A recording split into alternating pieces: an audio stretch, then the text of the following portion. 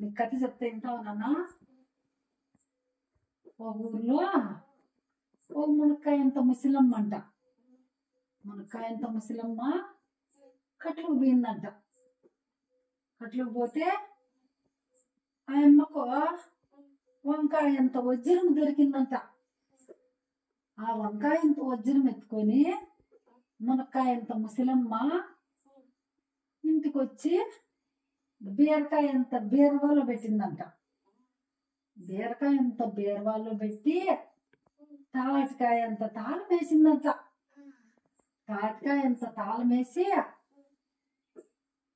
ఏడుకోపోయిందంట. ఆ దొండకాయంత దొమ్మ వచ్చి బీరకాయంత బీరవాను పగలగొట్టి తాటికాయంత తాళం పగలగొట్టి బీరకాయంత బీరవాళ్ళలో ఉండి వంకాయంత వజ్రం ఎత్తుకొని వెళ్ళిపోయినాడంట. ఆ ముసలమ్మ ఇంటికి వచ్చి చూస్తే వంకాయంత వజ్రము తాటికాయంత తాళం పగలగొట్టేసి దొంగ ఎత్తుకొని వెళ్ళిపోయినాడు. ఆ మునక్కాయంత ముసలమ్మ పట్లకాయంత పోలీసు దగ్గరికి పోయిందంట. నా ఇంట్లో దొంగతనం జరిగింది అని చెప్పిందంట.